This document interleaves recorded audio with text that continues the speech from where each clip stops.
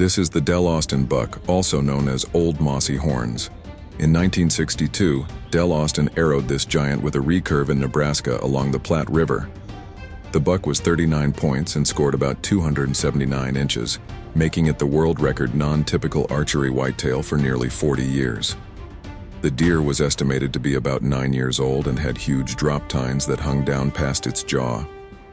This is the legendary Doug Doubles Siebert buck, taken with a bow in Chase County, Kansas in 1988. The massive non-typical rack nets about 245 inches pope and young and carries around 30 scoreable points. What makes this deer famous are the matching double drop tines hanging off both beams, which is how it got the nickname Doubles. It's still considered one of the greatest archery whitetails ever taken. This might be one of the most impressive bow bucks ever taken in the Midwest. In 2016, Derek Siak arrowed this giant in Fayette County, Iowa. The massive non-typical scored 282 and 2/8 inches and carries 35 scoreable points, making it the Iowa state record archery whitetail. It's one of the biggest bucks ever taken with a bow in North America. This might be one of the most famous whitetails ever taken. In 1914, Jim Jordan killed this giant in Burnett County, Wisconsin. The massive typical scored 206 and 1/8 inches and held the world record for over 80 years. The rack carries typical structure with heavy mass and long tines, making it one of the most iconic bucks in hunting history. This might be the most iconic bow buck ever taken. In 1965, wearing that now iconic plaid shirt, Mel Johnson killed this deer in Peoria County, Illinois. The perfect typical rack scored 204 and 4/8 inches and still stands as the world record typical archery whitetail. Taken with a recurve bow, it's one of the most famous deer ever, known for its near-perfect symmetry and clean frame. This might be the craziest whitetail ever killed, and it was shot by a 15-year-old kid. In 2003, Tony Lovstuen dropped this giant in Monroe County, Iowa. The massive non-typical scored 307 and 5/8 inches Boone and Crockett with 38 points, making it the largest hunter-killed whitetail in the world at the time. It's not just big, it's almost unbelievable. The famous hole-in-the-horn buck wasn't killed by a hunter. It was picked up by the railroad tracks and mounted, then hung in a bar in Portage County, Ohio before record keepers discovered it in the early 1940s. The massive non-typical scored over 300 inches Boone and Crockett and was the reigning world record for a time.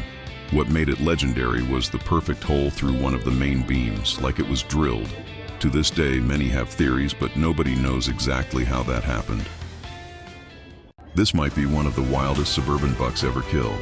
In 2016, Randy Simonich took this giant in St. Louis County, Missouri.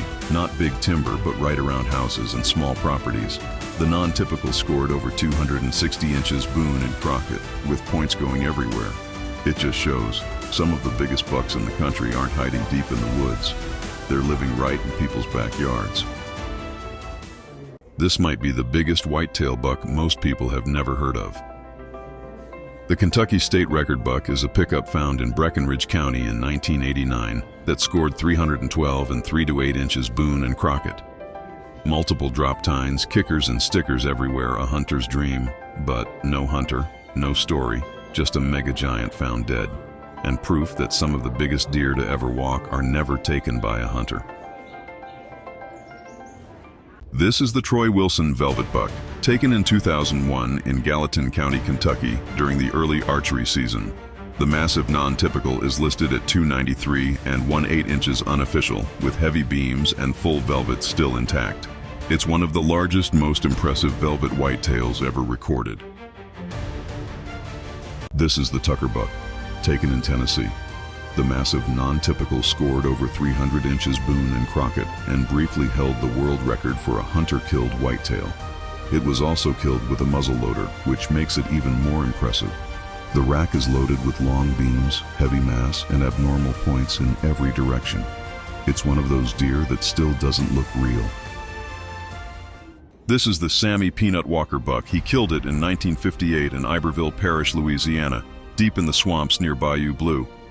He was running dogs when this deer crossed his path. He dropped it with a 12 gauge. The rack has 48 points, no real beams, just a tangled mass of antler. It's considered unscorable, but given an unofficial 291 and 3/8 inches, one of the craziest whitetails ever recorded.